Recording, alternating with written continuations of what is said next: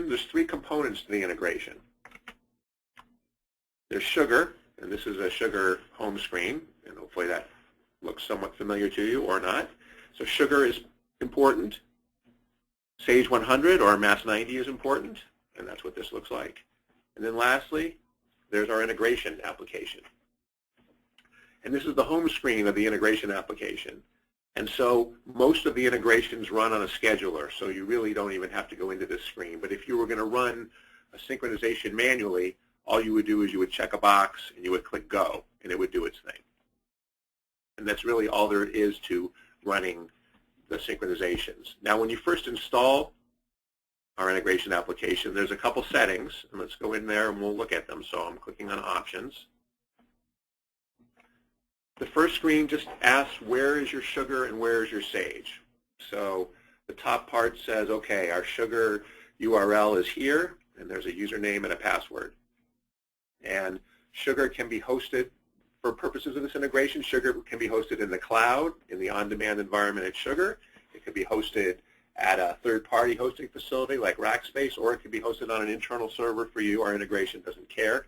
We just need an accessible URL with a username and a password, and then you need a path to where Sage is installed. Our integration application is installed usually on the same server where Sage 100 is installed, but it just needs to be installed on a computer within the network where Sage 100 is.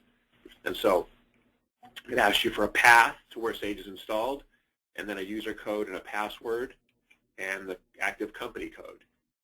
If you're running the enterprise version of our integration, you could list multiple company codes here. So this is all it is really to get it configured and connected. The next screen says Active Syncs, and all this does is we have a lot of different synchronizations between Sugar and Sage, and we're continuously adding to this list. It's not for everyone. All of the syncs are not important to everyone. For example, if you don't care about sales by product line, you would uncheck this, and then it wouldn't appear on the main screen. So all this does is it allows you to manage the active syncs that you're using. And when we first, when you first install and configure this, we would work with you and explain, what each of these is, and you would decide which ones you want to work. And then the last thing you need to do after you install the integration application is go to the Integration Settings tab. And this is where you can schedule the different syncs, how frequently you want them to happen, and answer a few other questions here and there. So for example, we have Sage customers to Sugar. And so the question is, okay, when do we want to sync this? If we check that, this means it'll be scheduled every 24 hours. We can do it that way. Or if we want it, we can have it every 15 minutes. Whatever makes the most sense to you, each of these syncs can be on a different schedule.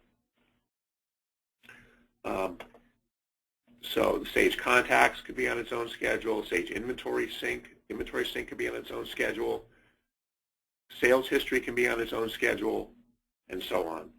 And then there's some key questions that some of these integrations ask. For example, on the Sugar Quotes to Sage synchronization, first of all, you can schedule it, and many of our clients want this one to be more frequent than some of the others. If you're entering a quote or a sales order in Sugar, you want it to go over into Sage 100 pretty quickly.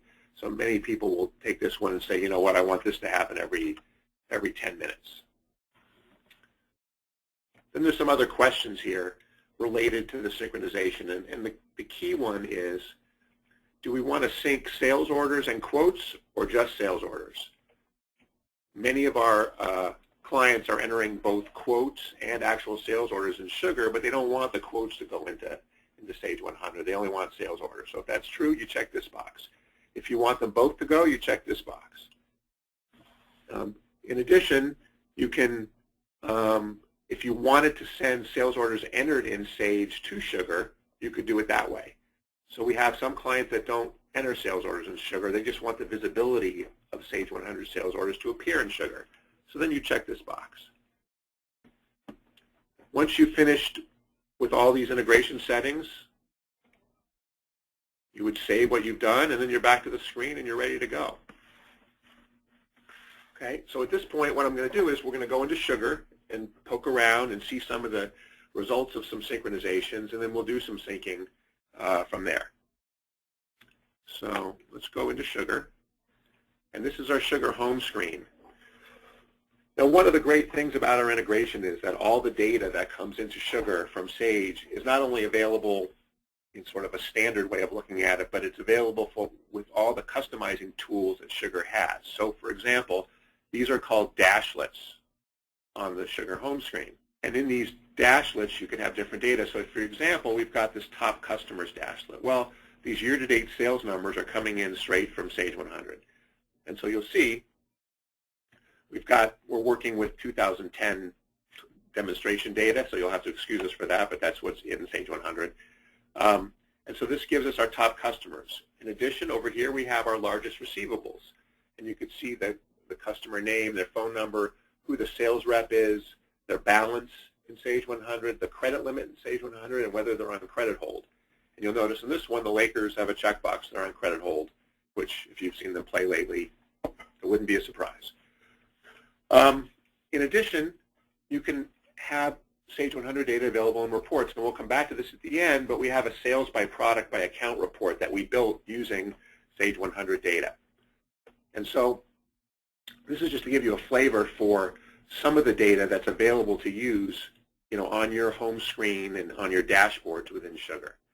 And one of the powerful parts of Sugar is its flexibility and its ease of creating dashboards like this.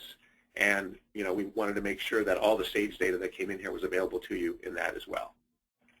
All right, so let's drill down on a customer in Sugar. So we're going to look at the Lakers. So I'm just going to click on the Lakers link here. So this is a typical account screen in Sugar. And what you see up here is the typical Sugar data. So there's the customer name, there's their website, some phone numbers, some billing address information, etc. Then we added a tab here called Sage Data. And if you click on this, there's all kinds of details about this customer coming from Sage. So it's got their current balance, the agings, the total balance, their credit limit, if they're on credit hold. There's some other fields that would be familiar to you if you're used to Sage 100. Are they an open item customer, etc. Who the sales rep is attached to this account, their standard terms, their shipping method, sales tax information, the open orders, etc. Okay, so all this detail gets updated from Sage. Beneath that, we have what Sugar calls subpanels, and these subpanels are additional information related to this account. So for example, we have Sage sales history here. And you'll see it's got May, June, July, sales period to date, sales year to date, and that's some great information. In addition, you can drill down on the most recent period if you want, and it gives you sales year to date, sales period to date, sales last year, profit percentage year to date, period to date last year, cash received year to date, period to date last year, invoices to date, number of invoices last year. This is all data that's available in Sage 100. So this Sage sales history is all part of the sync that happens. In addition, there's some more stuff. So we also have invoice history. And these are all the invoices that are currently in Sage 100 for this customer. And so you'll see it gives you the invoice number, the invoice amount, if there's a PO number, salesperson number, and the invoice date. If I click on the invoice number, it gives me some really cool information. So it gives me more information about the invoice, the terms code, the due date, who the salesperson was, the line item. So it shows us, okay, there was a file cabinet, there were 10 of these, there were 10 of these, 5 of these. And then the really cool part is if this was an invoice, these goods were shipped to the customer, it shows you the tracking information that comes into MS90. So you'll see the tracking number, and you'll notice it's blue, which means it's a link. And if I click on that tracking number, it takes me straight to the UPS site. And I can see, okay, it was delivered, there's proof of delivery, etc. So from a customer service standpoint, this is really powerful. Your customer service team can be on Sugar. They don't have to be accessing MS90. A customer calls in asking about an invoice or shipment status. And you can drill down right into this, go straight to the tracking number, and look at the status. Okay, so that was our invoice history that we're looking at here. In addition, we have some other sales history capabilities. So this is my favorite one, actually. It's the sales history by product. And what it shows you is, and you notice I clicked on year-to-date dollars, in descending order, what are the hottest items for this customer? So we can see, they bought a lot of hot dogs this year, the Lakers, of course. A couple of file cabinet type items, office supplies. They bought a bunch of red vines, a bunch of peanuts, and so on. And so this is a great tool for salespeople who are going to meet with a customer.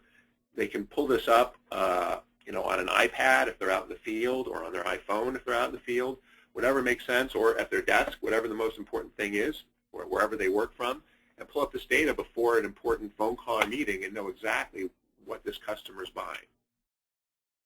In addition, we've tried to slice and dice the sales history in a few other ways. So, for example, we have sales history by product line. And again, this comes straight from Sage 100 or Mass 90. So you can see, in terms of food, they bought the most, and then there's C&A, which I think is cables and accessories, WF&A, PS&A. These are different product lines in Sage 100.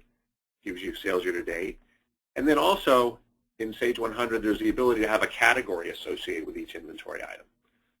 And some companies use these category fields, some don't. If you don't, you don't have to do this synchronization. But in this case, we did. And so, because these guys buy, quite a bit of hot dogs and peanuts, brown would probably be the biggest color for them. So, so you can see they bought $30,000 worth of brown stuff, $27,000 worth of stuff that doesn't have a category, $5,000 of red, and so on. Continuing on down, we have all the open invoices related to this customer. And again, from a collection standpoint, this is really valuable stuff. You can pull this up. You can see what invoices are, the balance due, and so on. And each of these invoices are open. You can see this one was paid, and so on. And if you can drill down on the invoice if you want as well, if I click on this 1073 invoice, it gives me more details about the invoice, as well as the line items that were on the invoice. So what we've tried to do is make it so that if you're in Sugar looking at an account, you have all the information you would ever need related to that account to be able to sell them or to be able to do customer service or whatever it is you want to do with that account, you should be able to do within Sugar. Now, if I wanted to enter in an order in Sugar, so what I'm going to do here is let's go to quotes. And Sugar calls them quotes. And let's create a quote. Now, quotes are also sales orders. So let's do a holiday red vines order. Okay? And the quote stage is very important. If you make the stage closed accepted, then it knows it's an actual sales order that should go to Mass 90 or Sage 100. So we're going to make it that. If you leave it as draft, it thinks it's just a quote. But we're going to make this an actual sales order. And because this is a holiday order, we're going to say this is only valid till December 24th. We're going to pick a payment terms, and notice all these payment terms came in from Sage 100. So the payment terms synchronize. So let's pick this one, net 30. And let's go with the Clippers. Let's put in an order for the Clippers. Okay. Actually, you know what? I'd rather do the Lakers. Let's do an order for the Lakers. Oops, that's okay. And we'll pick Happy Hairston as our contact. Our billing address is that. We're going to make our ship-to address the same as the billing address. And now we'll enter some line items. And this is our this is a red vines order. So let's start typing red, and it immediately pops that up. And I think they're going to buy a lot of red vines. So let's buy 500 red vines. Let's add another line item. And one of the cool things about this is the inventory items in Sage 100 sync into Sugar. So if I click on the arrow here, it brings up a list of all the synced items. And so, if they want to add a folding table to the order,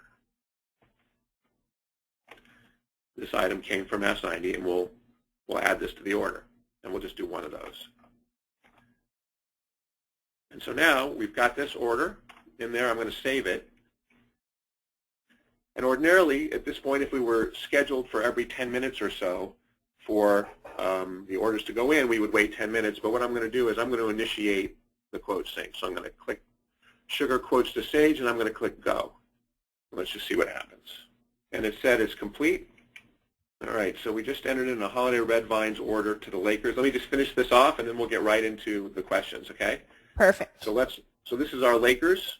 This is a Lakers screen in, well, we'll look at it this way. This is Mass 90. This is a Lakers customer inquiry screen. And if we look at our sales orders tab, okay, we can see order 3,000,006, and it's 3,000,006 right there. That's the order. And if we drill down into it, it shows us it's our holiday red vines order. We got our bill to and our ship to. We have the 2 line items that came in and the total amount of the order. It calculated some sales tax and so on. So you see that quickly, once you enter a quote in Sugar, it ends up in Sage 100. I want to show you the product catalog in Sugar. Okay. And the product catalog is where all the inventory items go.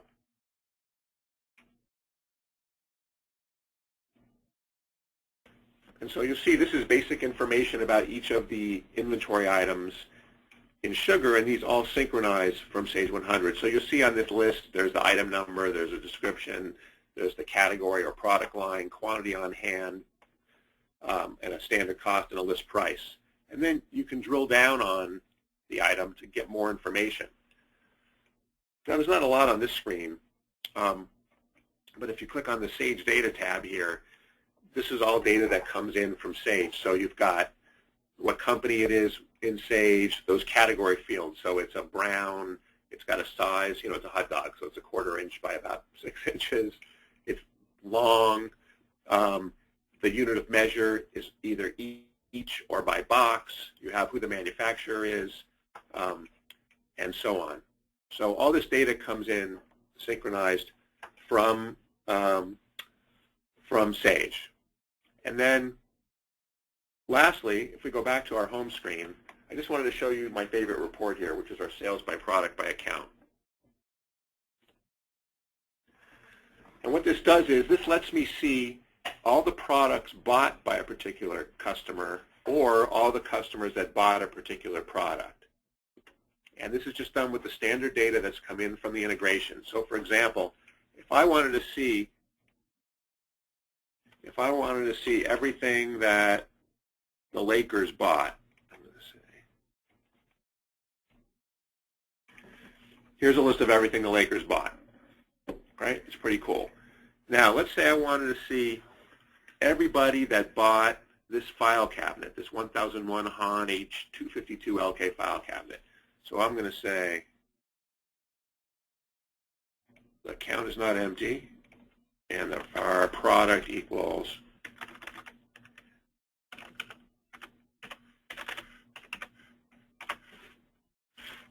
there's a list of all the customers that have bought this particular item, and that's really powerful because let's say you have some extra of this item in stock and you want to know who's been buying it, who might want some more of it. You run this report, and then once you've got this report, there's a few things you can do. You can print it, obviously. You can export it to an Excel file that can be used for a salesperson to go from and make phone calls. You can export it to do some mail merging and things like that. In addition, there's a function in Sugar called a target list. And a target list is really a marketing list that you can do phone calls to or email blasts and things like that. And there's a way to configure these reports so that the results, you click on a button and it takes all this data and creates a target list with it. And if we wanted to add on this report, a phone number and a contact name for each account, we could do that as well. And that could go into the target list, and you could give that to a salesperson, and he can call around and really drill down on who needs to buy this product. And this is just one of the ways. There's a lot of different things you can do with the data once it's in here, but this is one of the things you can do that we find to be really valuable and a great way to get ROI on all the software that you've purchased, because this is really valuable stuff. And really, I think that's, most of the stuff that I had to go through. We looked at the synchronizations, we looked at the account, we looked at different sales history functionality, we looked at invoice history and the ability to look at tracking numbers, and then how you can access the data in some different creative ways. So I think that's all I had, Adrian. If we want to go through some questions, if there's any more, that would be great.